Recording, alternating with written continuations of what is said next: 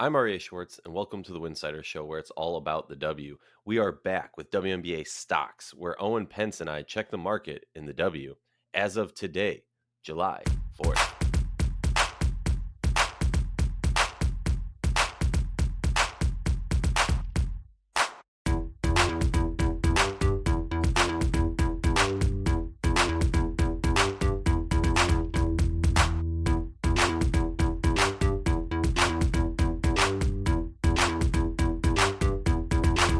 If you like our show, please consider joining our Patreon community, patreon.com/Winsidr. For less than a cup of coffee a month, you can directly show support for the hard work we do covering the W. And don't forget to see our amazing staff's written content over at winsidr.com. That's winsidr.com. If you're looking to get tickets for the current WNBA season, look no further. Thanks to our sponsors, TickPick. You don't have to worry. The original no-fee ticketing site and official ticketing partner of the WNBA champion Chicago Sky. Use the link tickpick.com/Winsidr for all your upcoming ticket purchases for the WNBA, NFL, NBA, or any other event. That's tickpick.com/Winsidr. We're back with WNBA Stocks, where we check the pulse on the market. Today is July 4th, so we have a special episode for you. Let me do a real quick recap of what we've seen over the last 3 weeks and where we've seen the teams move from there. 3 weeks ago, we had New York and Seattle as our up team and Dallas and Atlanta as our down team. 2 weeks ago, Chicago and Minnesota up and Phoenix and Las Vegas down. And last week, New York and LA up and Indiana and Seattle down. And this week, we're going to start it with our up teams, a little positive note. I'm going to let Owen go first. Owen, who's your up team this week? All right, I'm excited to get into it this week. I was watching, I watched all 4 games yesterday, and this was the team that I was rearing to go this morning. Just excited to talk about the Atlanta Dream. Stock is up, definitively up, and the vibes are great in Atlanta. So here's the thing, just to do a little recap. If you haven't been, following the season closely, right? We come into the season and Atlanta is expected to be in pure rebuilding mode. They had the number 1 pick in this year's draft. They traded for it and selected Ryan Howard, who is proving to be a star immediately. But no one expected Atlanta to contend this year. I think most of us, shout out to B. Terrell, who may have been the one person who had the faith out there. But for the most part, everyone expected the Dream to be in the lottery again. And that would be fine.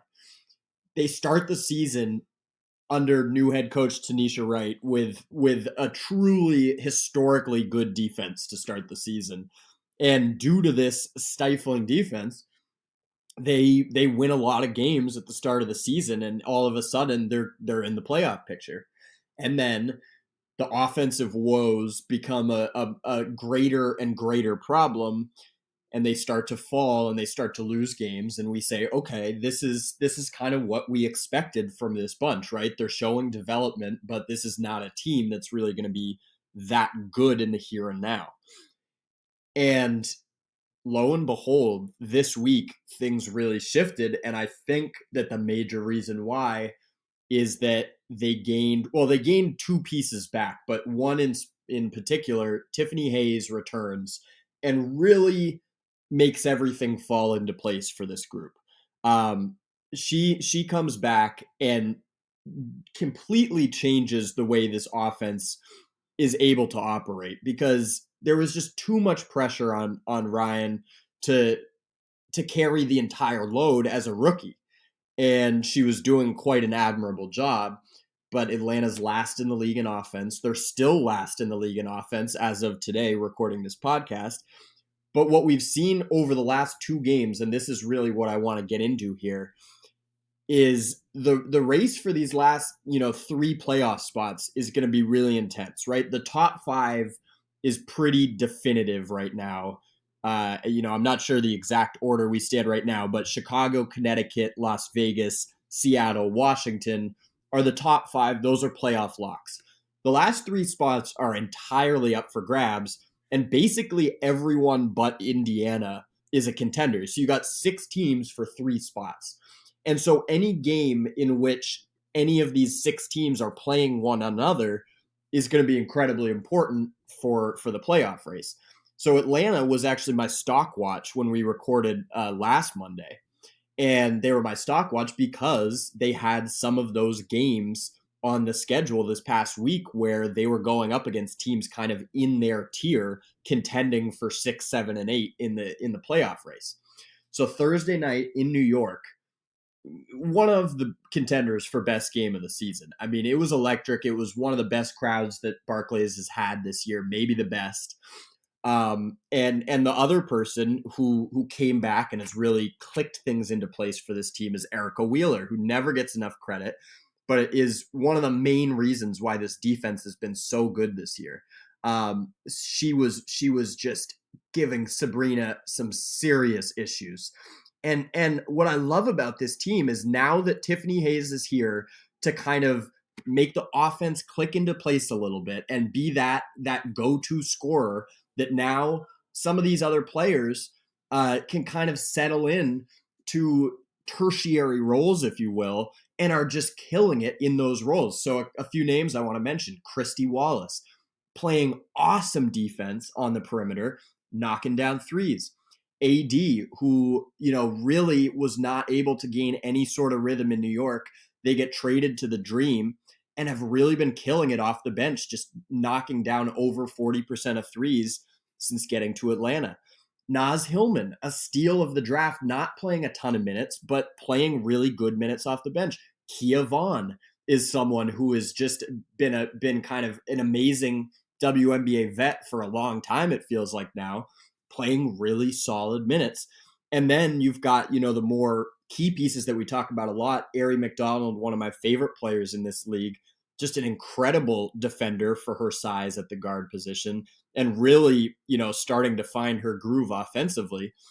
And Cheyenne Parker, who is someone who played exceptionally well in the bubble in 2020 for Chicago, and then last year had a child and played a little bit, but obviously was not her full self on the court, and is just has been dynamic, frankly.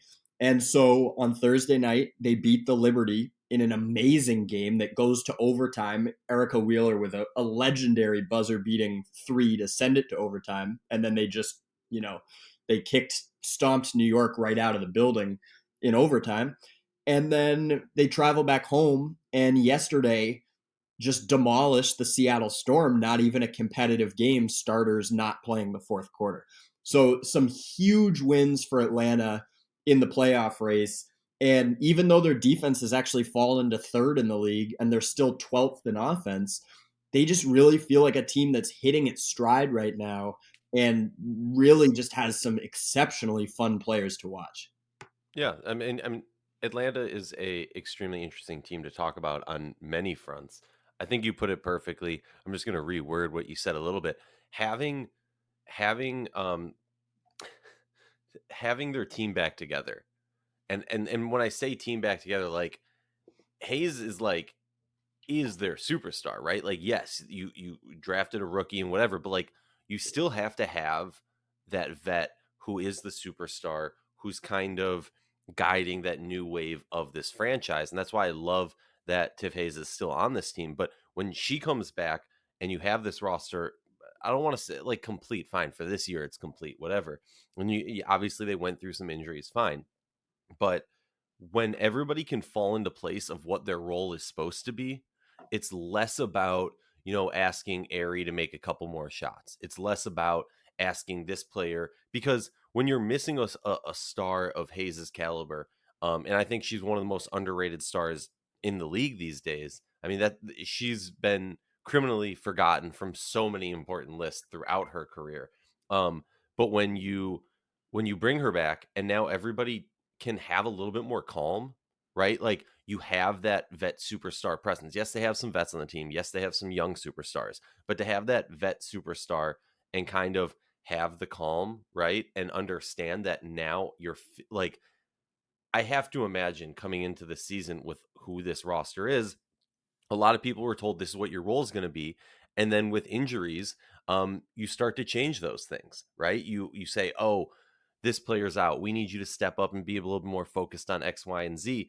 And what we've seen is this dream team kind of trying to stay afloat until this point. And now that they got Hayes back, and now that, Wheeler's healthy, this team's a scary team. Now, long term, are there questions of if it would be better for this team to do worse and get a better, higher draft pick? Probably, arguably, fine. That's a whole different episode. But right now, the point is the stock is up because this Atlanta Dream Team is still playing good defense, and now their offense is coming together. They're really starting to hit their stride, like you said. And honestly, like this is going to be a weird comparison, but when you look at the LA Sparks of last year, where they took a bunch of players who kind of not wanted to prove it, but had to prove it in a sense, right? Like a lot of players who were on teams and were second, third star, whatever it was. A lot of players who weren't on good teams were producing good numbers, and you brought them together in LA, and it was like, okay, prove it, show it.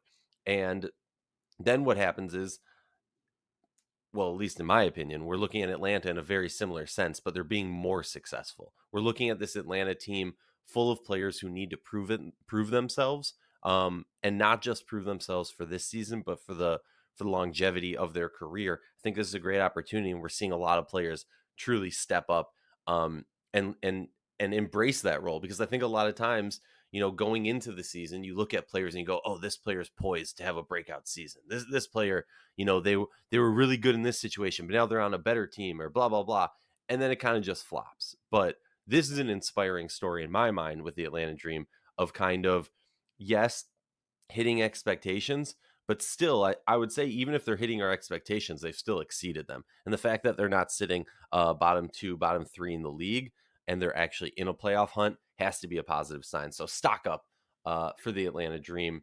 The other team, which is funny because the Atlanta Dream kind of started the season with this, just stingy, rude, mean, intense defense, right? And you were talking about it, now they've dropped a third, but still a really, really good defense. My team, my stock up team, is Minnesota Lynx. They're no longer in last place. They finally pushed their way past the fever and kind of climbing out of the depths of the W. And the thing that's impressed me most with this team is when they started off the season, their defense was just, horrendous. It was. I was gonna make a joke of this is a team full of Diana Taurasi's on defense, but I didn't make it. So I didn't make You it. said it. You said it, not me. Yeah, exactly.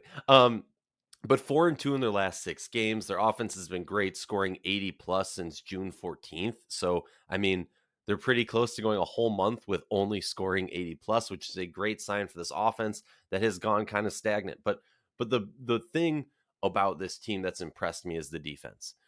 Every game we watched, and for the last 2 seasons, I feel like I've heard quotes from Cheryl Reeves saying like, "Oh, we're not going to be that great of a defensive team," or I can't do defense for them, or blah, blah, blah. I can't draw up a defensive scheme that, will get effort or stuff like that.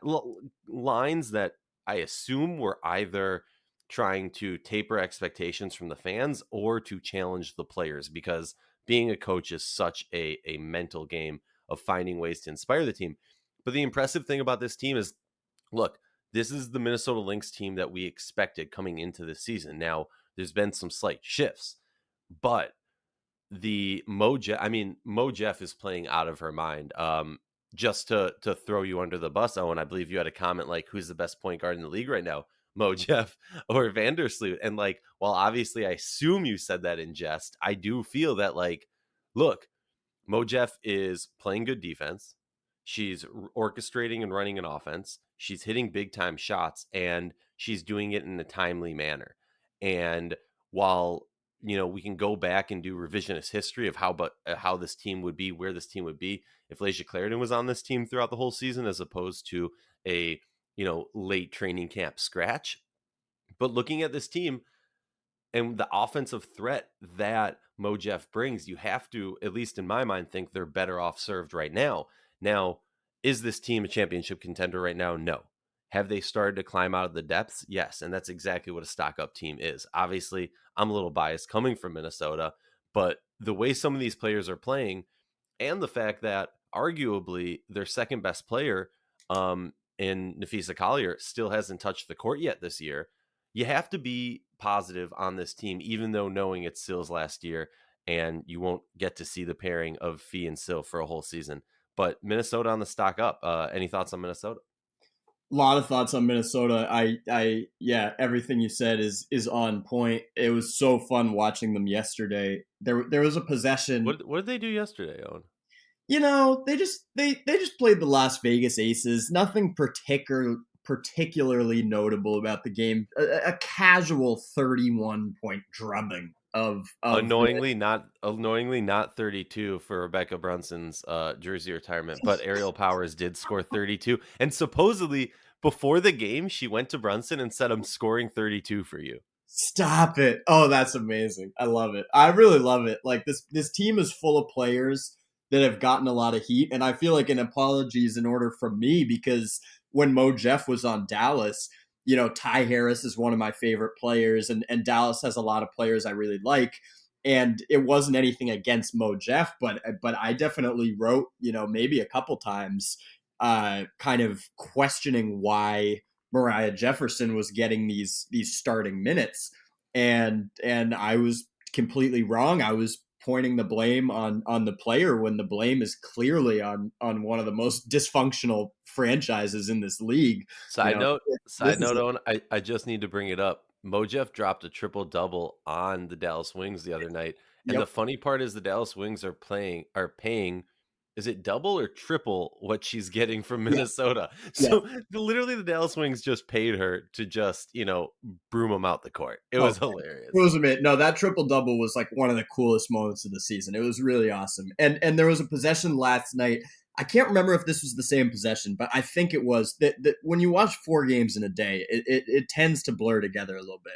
But I think I have this right where there was a possession, and we were talking about this a little bit before the pod, where Minnesota just eviscerated Vegas on the boards last night. There was a possession where Minnesota just couldn't get a couple of bunnies to fall. They had some really good looks. Sill had a good look at the rim. They kept missing. They kept getting the offensive rebounds, maybe 3 or 4 on the same possession. Finally, it goes out to Mo Jeff. And I hope I'm not conflating possessions where this was something else, but I really think this was the same one. Mo Jeff gets the ball, gets to her spot where she just loves, to operate in the mid range on the left side of the court, and hits, I forget who it was. I'll have to go back and watch. She hits someone with like a mean step back mid range jumper, hits it, and then is just talking trash, just talking her stuff. On the way back down the court. And I just loved it. It was just like she's just playing with so much confidence. They were talking on the broadcast about how Rachel Bannum's just been hyping her up, saying, "No, this is your team. This is your moment. Like you are this good. This is who you are." And it's just awesome for a player who's really struggled to find her groove in this league to just be able to come into a new team where a lot of players come into a new situation are kind of apprehensive or a little passive and don't really find their groove immediately. And it just couldn't be more of an opposite situation where it's just like she has come in and completely turned this team around. It's been absolutely amazing and so fun to watch. Just a couple quick other asides here. Demiris Dantas being back really in the same way that we talk about maybe Erica Wheeler coming back from injury with Atlanta. There's so much of the WNBA regular season that's just about getting your players back. And Dantas coming back just gives Cheryl Reeve another super reliable two-way player to insert into the lineup. And then just, to close out here, because I am known as the stats guy occasionally, offensive ratings, top offensive ratings in the league this season. Number 1, Las Vegas. Number 2, Chicago. Number 3, Connecticut. Number 4, Minnesota. For them to be a top 4 offense after the way this season started is fairly remarkable. And as you said, Nafisa Collier, the future of this franchise, has not played. So all things considered, the fact that they're, inserting themselves back into the playoff conversation is pretty amazing. Because Miles brought it up, I'm just going to drop a few other stats here. Rebounds per game, Minnesota's leading. Assists per game, Minnesota's number 3 somehow with the Washington Mystics. I mean, they're tied with the Washington Mystics, but they have Natasha Cloud, and Minnesota does not. The interesting thing, not to harp too much on that one game, 102-71 final score, but 25-53 in the rebound department and 15-1 in the offensive rebound department for Minnesota, obviously in favor of both of those. Just it was a shellacking, isn't even the thing.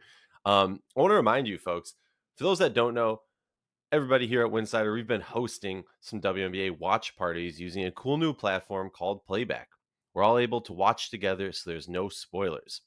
We've been doing fun giveaways of vintage WNBA jerseys. In fact, I just got a couple more in the mail today that we got to send out. Posters and WNBA Top Shots. It's free to sign up and really just takes 2 minutes. So you're not watching, you're losing a chance to win free WNBA merch. We're going to start doing them every week on Wednesdays. So hashtag watch with Winsidr and hashtag Winsidr Wednesdays. Please join us. It's fun. I enjoy it. You get some cool insight from the Winsidr team. We bring on some cool guests. We brought on Crystal Thomas the other day, and yeah, had a great time. Down teams. You want to go first, or should I go first, Don? I'll go first. Why not? So my down team, this is a team that has just been on the roller coaster of the stock watch meter, if you will, this season. Where, a few weeks ago, as you mentioned at the top here, we were talking about them as a stock up. They couldn't have been hotter. The New York Liberty just seemed to have everything going their way. And the addition, again, as we say, so much of this regular season, whether it be by virtue of injury or the overseas season extending into the W schedule, so much of the regular season is just about having your full roster and having people clicking. And Marine Johannes really turned this Liberty season around, as did Crystal Dangerfield. Frankly, she was actually the one that kind of started it, taking some serious, serious responsibility from Sabrina and just kind of making things a little bit easier for everyone. So they were rolling, and it's not panic time yet at all. But as I was talking about in the Atlanta segment, when you are playing teams that are kind of in your range in the standings, and you've got playoff spots 6, 7, and 8 entirely up for grabs, where these teams are separated by a few games, and tiebreakers are going to come into play potentially. You need to win the games, especially when you're at home. You need to win the games against the teams in your range.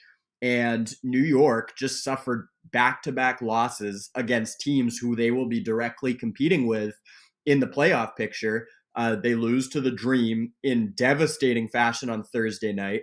They lose to Los Angeles in Los Angeles yesterday. And all of a sudden, we're back to questioning this team. And it's just, the minute that they start to really make us believe is the minute where once again they falter and start to resort back to some of the things that plagued them early in the season.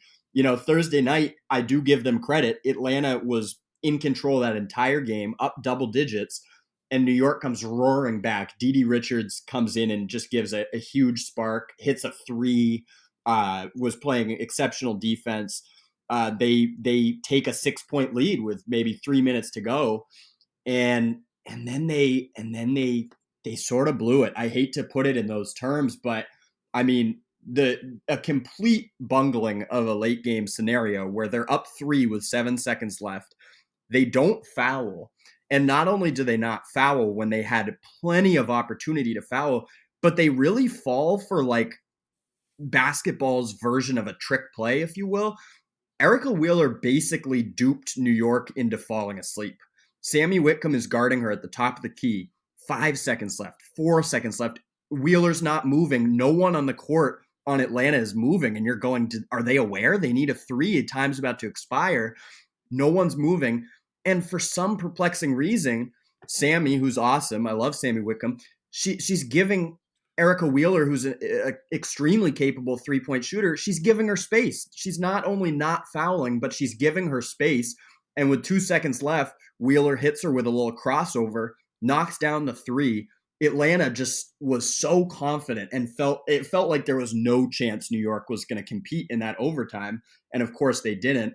Um, and then yesterday against the Sparks, Rebecca Allen, who just had come back from concussion protocols, just such an unfortunate and really it stunk to watch. It was a real bummer. She just gets a hit in the face and once again has to leave.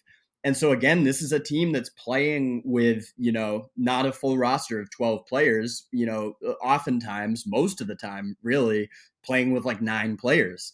And so they're a little tired, they're a little overextended, and they just dropped 2 games that really would have helped in the playoff picture. And this is kind of interesting if you look at it, going back to my old trusty advanced stats here.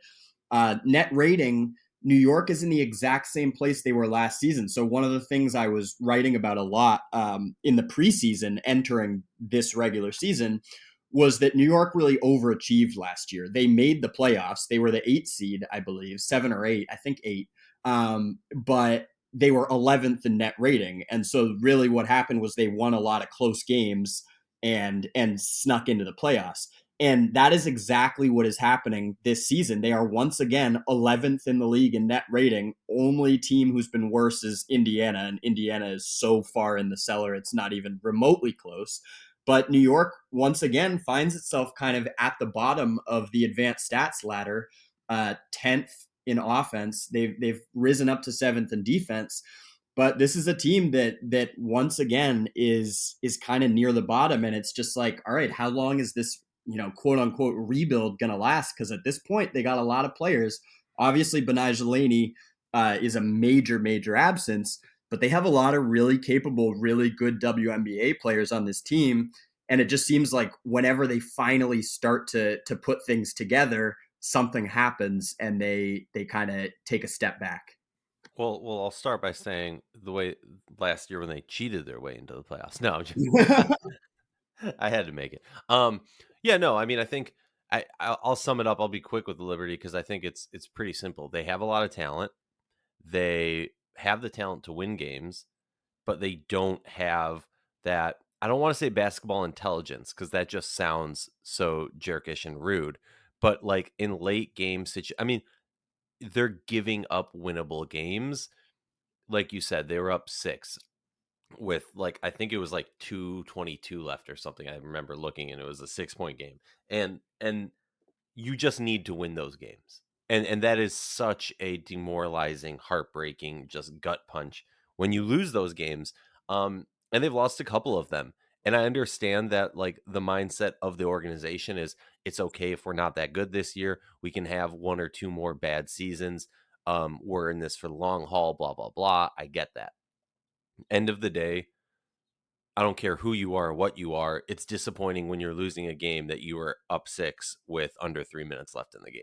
Like that's just and maybe, I'm not going to bring stats or anything else into it. I'm not even going to look at their schedule. I'm just going to say that in the last like handful of Liberty games that I've watched, I've seen them blow winnable games. I've seen them take opportunities and make foolish errors like you were talking about with letting Erica Wheeler just, prance, mosey, whatever you want to say, up the court and just hit a 3 in your face. And what you knew when that shot went down, like we talk about this, overtime is just is so short that it almost always feels like whoever goes on like that run first is winning and the other team just won't have enough time to come back. And when she hit that shot, I think everybody was sitting there like it's gonna be a long 5 minutes for the New York Liberty. So yeah, I mean, I think the Liberty have the tools.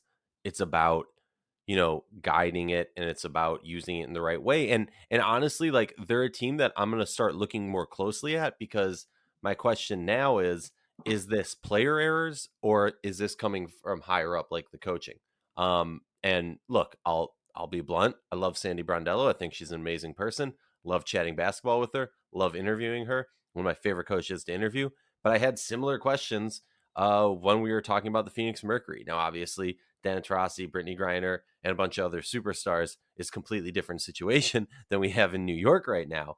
But to that same degree, like there's still, you have to question not only the players but the coaching staff also. My down team, kind of part of the reason I went long on the Minnesota thing was my down team are the Aces. I mean, they're on a 1-game losing streak. So not don't panic. It's not like they're just, dropping off the face of this planet. But they're getting everyone's best game, similar to what you saw in, Seattle over the past few years, similar to what you saw in Washington or Minnesota or the LA Sparks.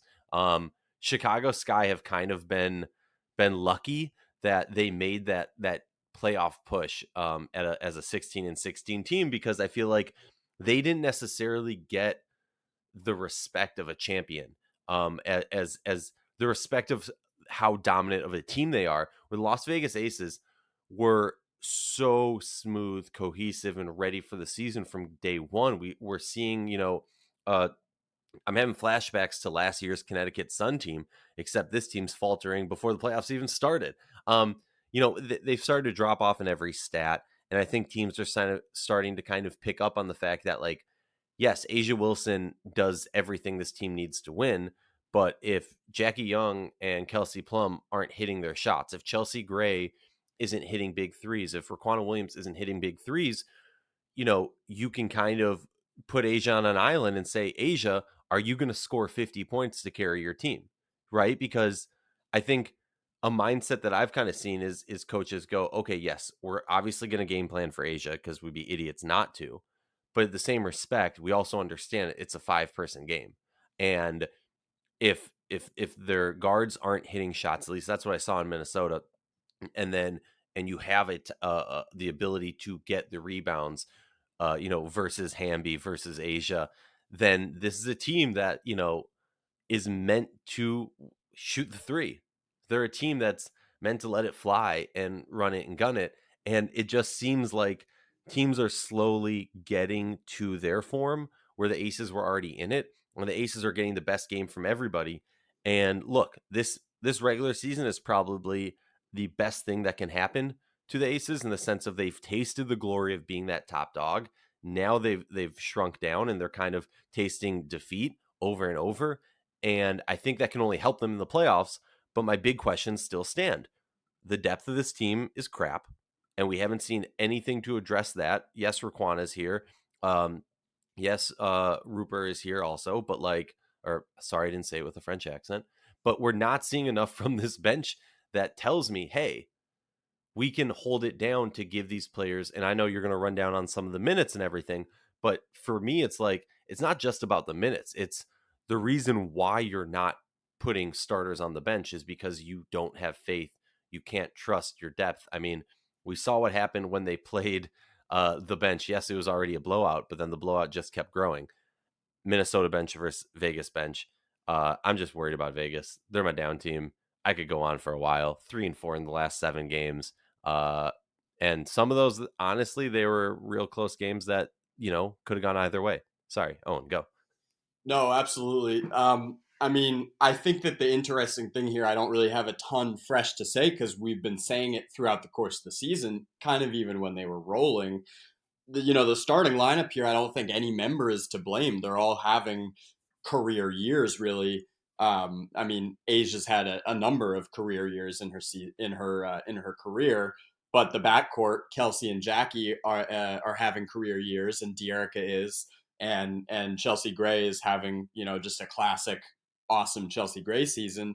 This starting lineup has played 377 minutes together this year, a staggering number, and their net rating is 10.1 plus 10.1 points per 100 possessions, which would be the best team in the league. So it's like when the 5 starters are in, they're the best team in the league. But the problem is that you can't play all 5 starters 40 minutes a game, and you certainly can't do that in the regular season. I think that the backcourt's minutes have been more manageable because they at least have a couple players that you can kind of insert in there, and it's not great, but at least it's some playable WNBA players. But Kelsey Plum and Jackie Young are playing the 2 most minutes per game of anyone in the entire league, and you gotta worry and kind of wonder whether it's worth it to do that in the regular season versus, the format that Chicago laid out last year, which is, hey, we just need to make this thing. And then once we're in, that's when we kind of go full tilt. So yeah, I think it's definitely cause for concern here. I think what strikes me watching this team right now is it's one of those things where when they're rolling, everyone was in love with Becky's system because it gives the players so much autonomy and so much freedom to just operate and be their fullest selves. And that is exactly what you want, is players feeling comfortable to just pull up when they're open and shoot the ball. The problem is that when things start to spiral a little bit, it starts to look really sloppy, right? Where you have Kelsey Plum maybe taking, too many shots that may be ill advised early in the shot clock. I've seen on Twitter a little bit the gripe recently: do the Aces even run any plays? And it's a fair concern because the spacing is infinitely better this year than it was under Lambeer, and the ways in which they're getting into offense are so much better and more modern. But it is a fair question to wonder if, sometimes it just feels a little too up and down and a little too free, if you will. Not that anything can be too free on the basketball court, but sometimes it does look as it kind of did last night. And granted, I think it was mostly due to fatigue, but it was like they were in Minnesota. They didn't have to travel for this game. It was 2 games in the same spot. And it just looked a little bit like they'd run up the court and kind of just chuck at the first semi-open opportunity. And when those shots aren't falling, it really begs the question, like, is this sustainable, and is this the method that you want to go by going forward? They've fallen out of the top spot in net rating. They're down to number 3 now, behind Connecticut and Falling Chicago. out of the top spot in the standings also for the first time this season. Also fallen out of the top spot in the standings, and that's what really concerns you. Is, okay, if you're playing Jackie Young and Kelsey Plum 35 out of every 40 minutes, you want to get the top seed. Now, granted, we don't have the top 2 seeds getting buys this year, so really the goal is to stay out of that 4-5 matchup, because the top 5 is tough. So you don't want to play Washington or Seattle in the first round, or whoever. You want someone from the middle tier. So they really just need to stay in the top 3, I would venture to say. But even still, like, you want home court. You want to be, playing on your home court as much as possible if you're in a best of 5 with Connecticut or Chicago in the playoffs. And right now it just seems like they've got kind of the worst of both worlds. Now, granted, it's really not that drastic. They're going to be fine. They're going to be a championship contender, no doubt about it. But there is just, slight cause for concern, and we're broken records at this point. But it's the same thing we've said. It's like, hey, when you don't have anyone making decisions in the front office, when you have kind of a dearth of a GM, if you will, for a few weeks in the key moments in the off season, and then you come away with really no bench. You gotta wonder if they're squandering a major chance here with an exceptional starting 5 of making it all the way. Yeah, I second everything, second and third everything you said. Want to say before we do stock watch, free, excuse me, free Brittany Griner, because we haven't said that yet this episode, because we haven't talked about the Mercury, but free Brittany Griner. We'll say it every episode. It's been almost 140 days since she's been wrongfully detained in Russia. Free her. My stock watch team, Connecticut Sun. A team that coming in, yes, I know they lost January this offseason, which was going to impact their defense. Yes, I know Jazz Thomas goes down with a season-ending injury. This is even before that. This was not the Connecticut Sun defensive team that we've seen over the past years. Now, I know Owen and probably most people are saying, what are you talking about? They held the Washington Mystics to 17 points in the second half last game, forced the game to overtime. Yeah, I'm aware of that. I still stand by what I said. The Washington Mystics go on cold spells. That's not shocking to me to happen.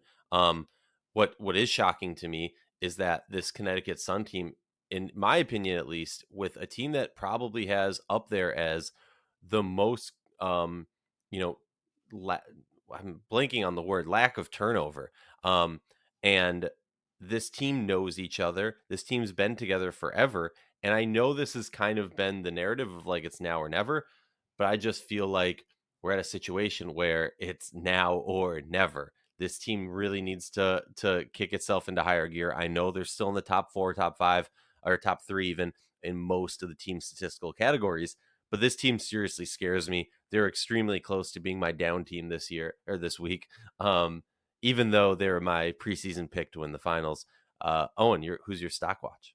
Just a brief word. I know we're running long, but you know what? It's just one of those episodes. Got to do it. Lot to talk about. But a brief word on Connecticut. It's funny because it's like we're seeing kind of the exact same thing that happened last year. Now, obviously, Alyssa Thomas did not play last regular season, but Connecticut has the best net rating in the league right now. You know, the advanced stats say they are still the elite, and yet the same concerns are there that were there in the playoffs last year, which is, you know, in watching that game down the stretch yesterday, which was just an awesome game against Washington, which Connecticut wins by 2 in overtime. It was the same thing. The defense is absolutely stifling when it matters. The offense begs the question, if Jonquel Jones is not getting enough touches down the stretch and does not have enough space to operate, does something have to change? Because you gotta utilize the MVP as much as you can and put her into situations where she can carry you offensively in the biggest moments. My stock watch, throwing you for a little loop this week, because guess what? We only got 3 days of games and only one game tonight. I'm excited to watch them. Stock watch for this week, Team Wilson. I know it's a glorified scrimmage, all right? I know it's just chucking up threes and this and that. I know it's not serious, but it is All-Star weekend this weekend. It is in Chicago, the home of Candace Parker, the GOAT, the defending champ.